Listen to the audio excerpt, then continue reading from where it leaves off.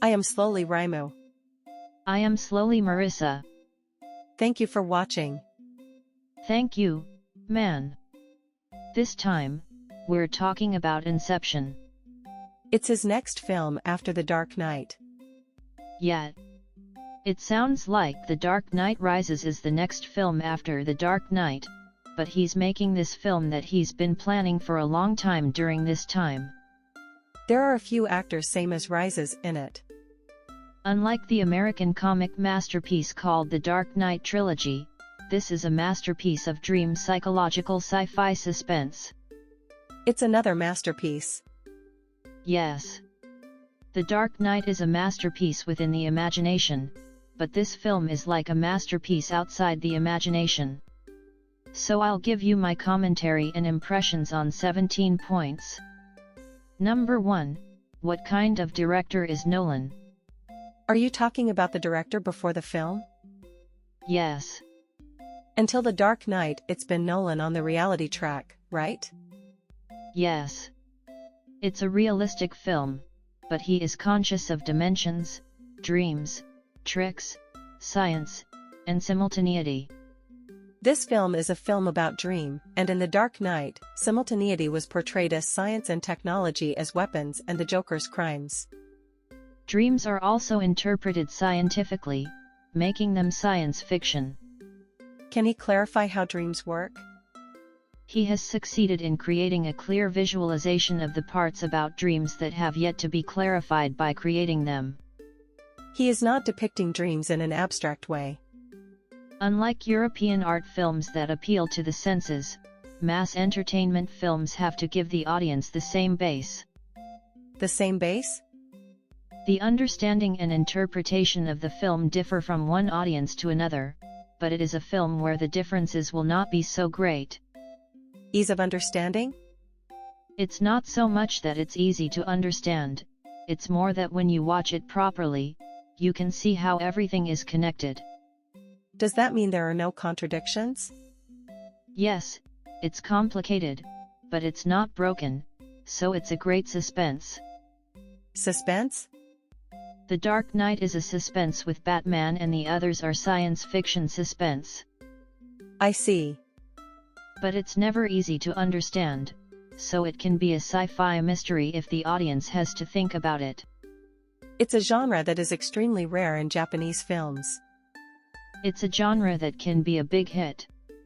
Who are similar directors?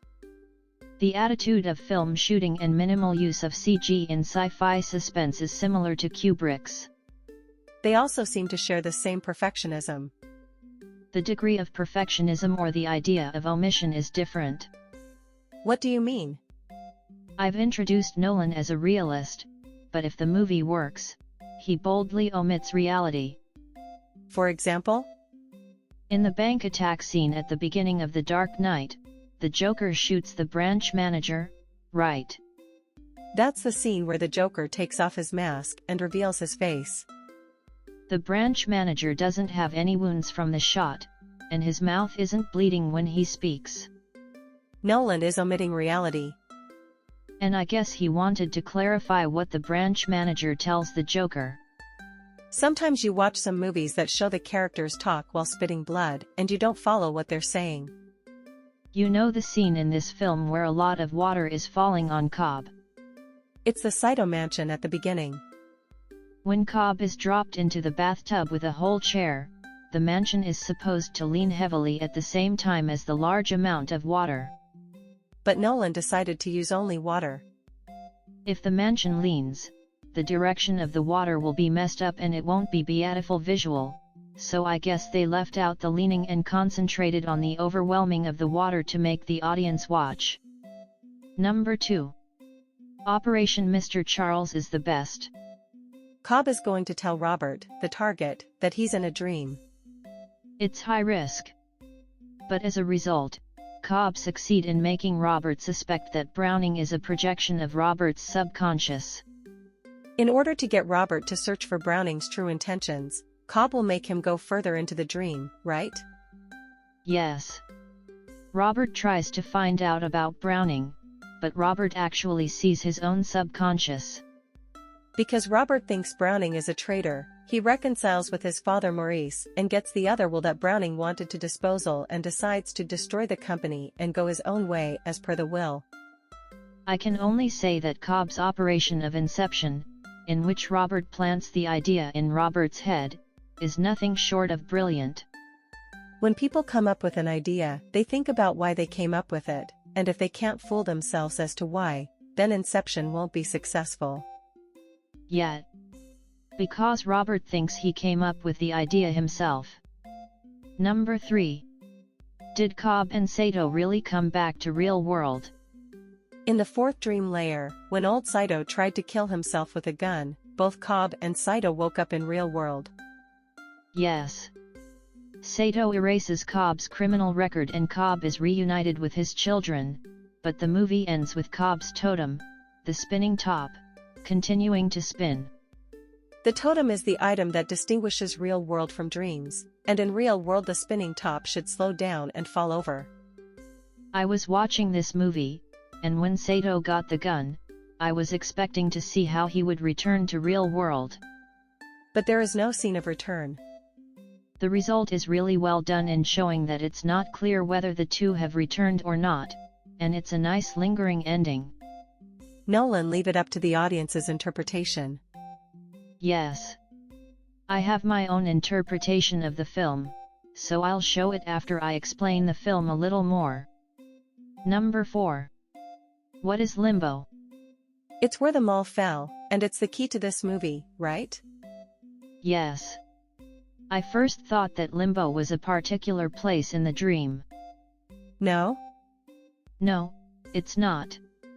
If it was a particular place, the movie wouldn't work. You were saying earlier that it shouldn't break down, but it does. When I was thinking of a particular place, it wasn't in Limbo, but I was in a deep hole and it didn't add up and I couldn't figure it out. What is Limbo then? Every dream layer has the potential to be Limbo, and a dream layer where you believe that this world is real and you don't want to wake up is Limbo. So Limbo is where you are when you believe that this world is real. Yes. A person in Limbo loses imagination and creativity and lives only with the subconscious that has been created in his life up to that point. What happens if the subconscious mind says, this world is not real?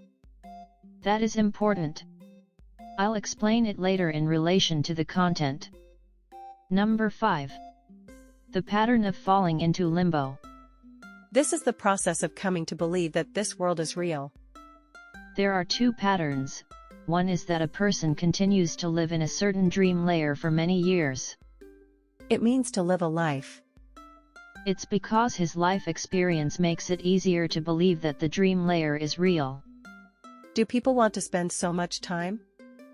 Ariadne asked the same question and Yusuf answered that it depended on the dream. In dream people are free, so it must be fun for those who can imagine and create. Is it strange that as a result, such people can't imagine or create, isn't it?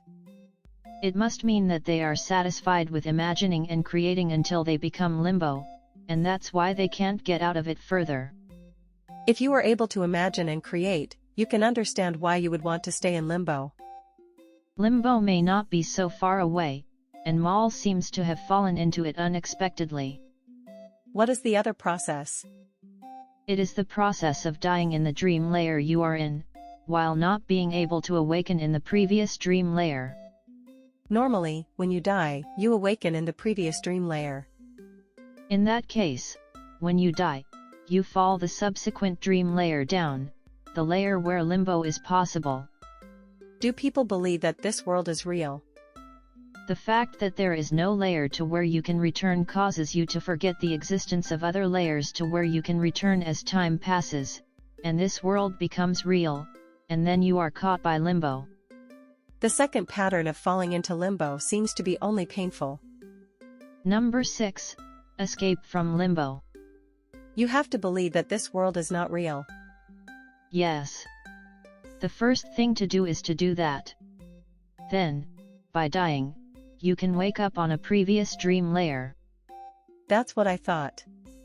But if you die on a previous layer, there is no way to wake up, right? You are right. Let's talk about Robert and Saito who died on a previous layer. Number 7.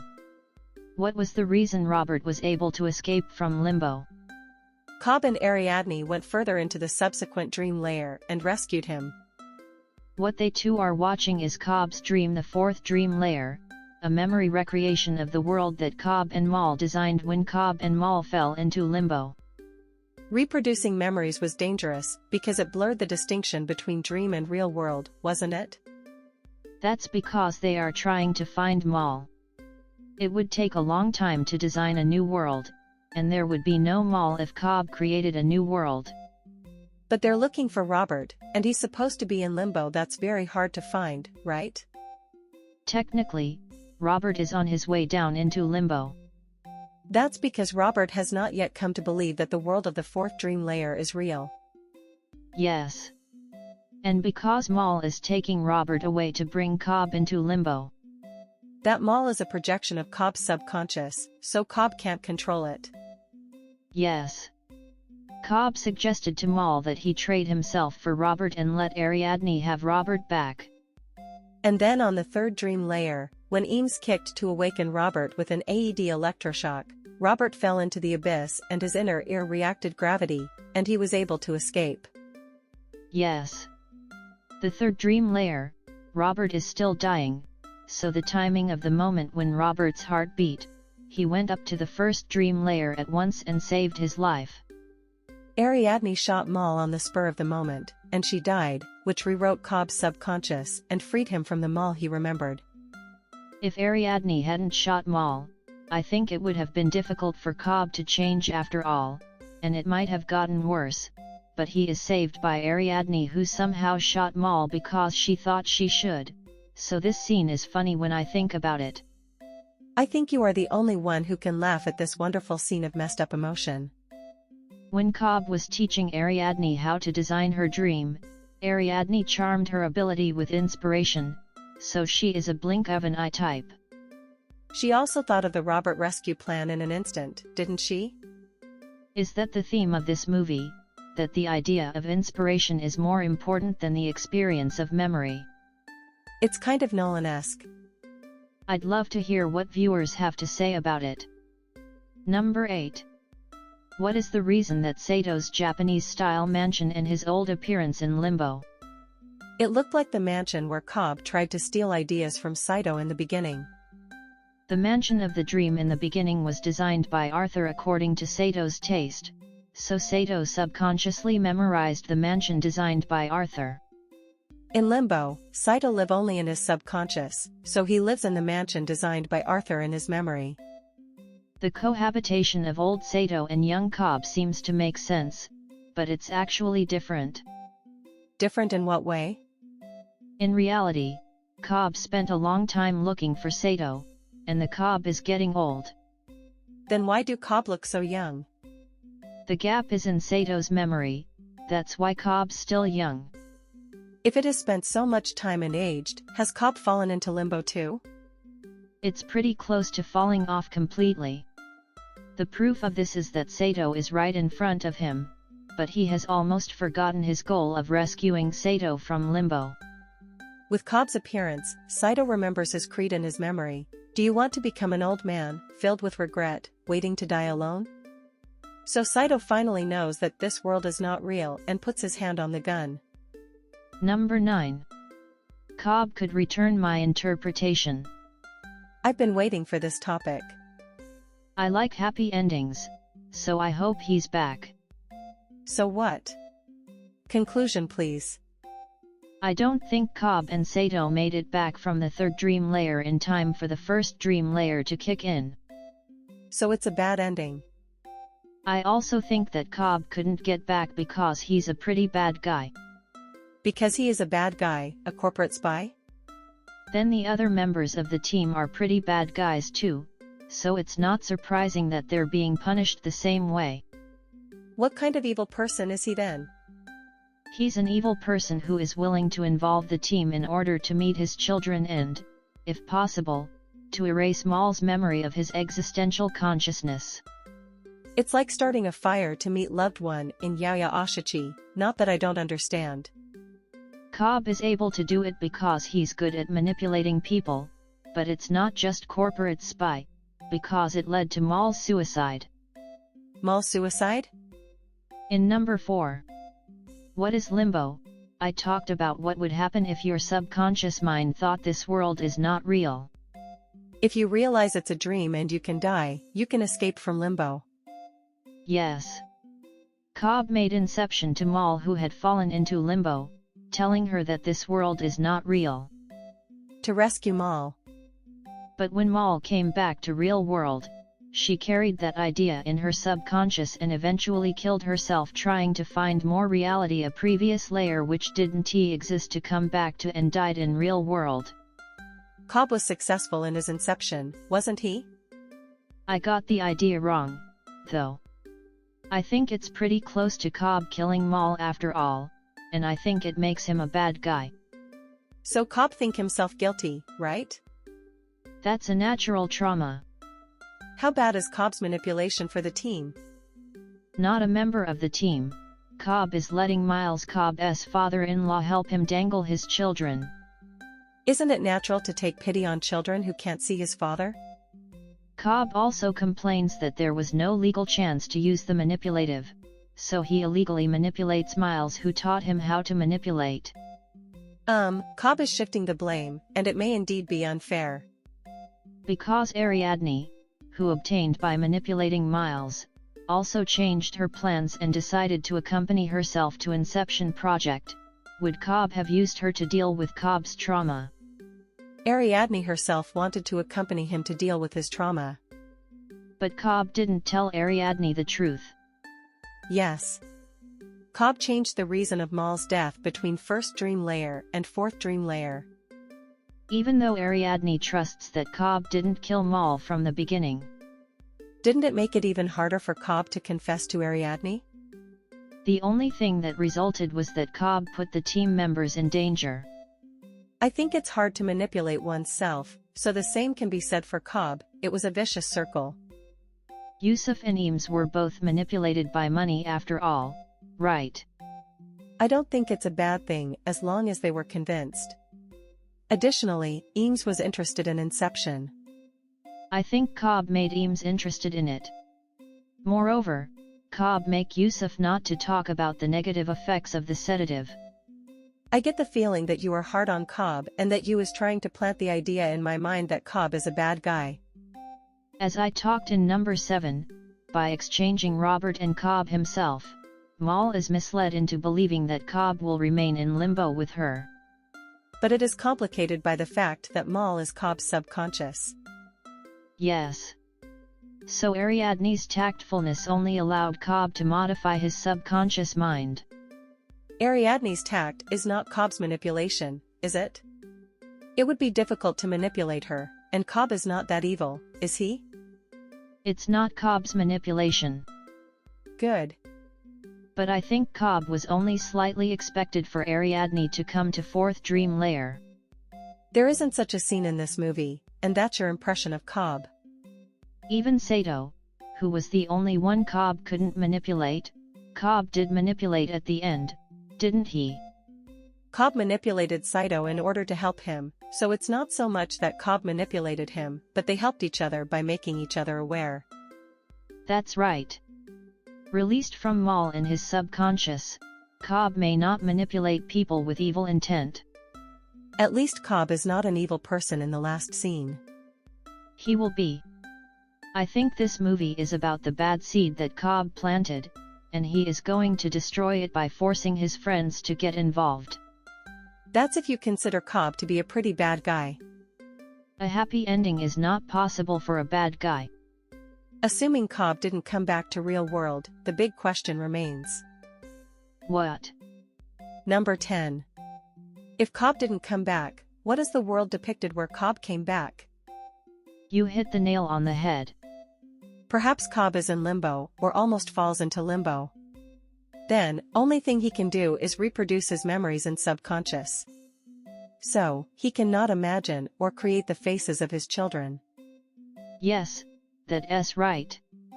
If Cobb looks his children in Limbo, he would have to see the children's face in real world, wouldn't he? At least one person besides Cobb can see the world in which Cobb has returned. Who is it? Ariadne. Ariadne knows all the characters in the dream, so she can see Cobb's children in her dream. But she don't know the faces of Cobb's children. Yes. She also knows that she is not allowed to reproduce her memories in dreams. Then even Ariadne can't do that, can she? I was surprised to find out that it is a natural dream, not an intentional dream, which is the theme of this movie. A natural dream? It's a coincidental dream that Ariadne had naturally. It's a coincidence, but it's the result of Ariadne's subconscious desires being reflected. The question of the children's faces has not been resolved, has it? Based on Cobb's face, Ariadne's inspiration created their faces by instinct. I'd like to hear how much support your interpretation has. The children's faces is only visible at the end, so we can't verify if it's the real children. Number 11. If Cobb came back to the real world, what kind of setting and interpretation would be in this film? You also considered the case of happy ending. I've considered both, and my interpretation is based on the possibilities and my preferences. Would it make a difference in the setting or interpretation? Yes. If the setting that you wake up in real world at escaping from Limbo is allowed, it can make happy ending. This setting is different from the description in number 6. Is that setting unreasonable? It's not that it's impossible, it's just that the fear for Limbo is decreased. You mean you feel like you can escape more easily than you thought, but it depends on the feeling of each person. My interpretation is both the real world and Limbo are the front and rear relations. Indeed.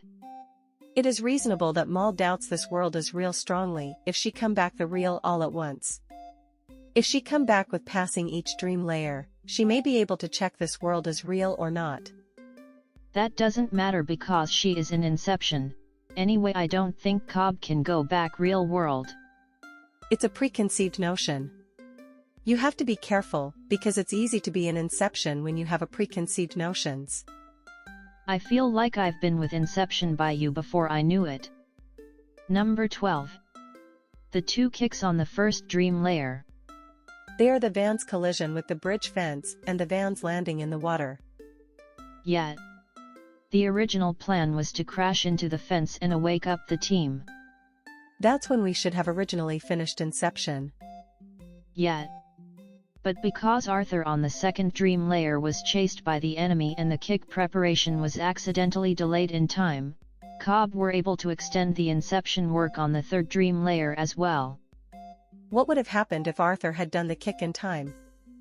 If Arthur had done the kick at the original time, the members of the third dream layer who heard the music would have had to give up Inception, blow up, and return to the second dream layer.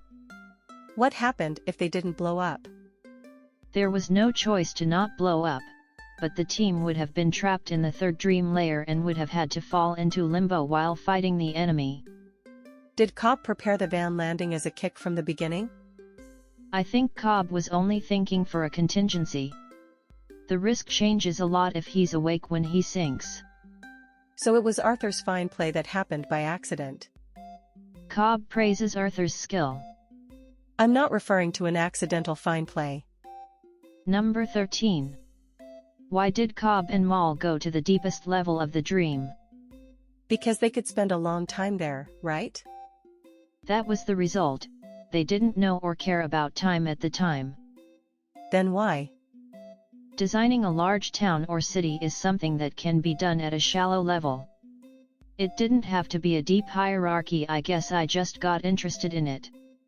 Is it like a child who got carried away and spent a lot of time exploring far away from home? Yes. It's just bad luck that Mall fell into Limbo as a result. Number 14. Tom Hardy was good.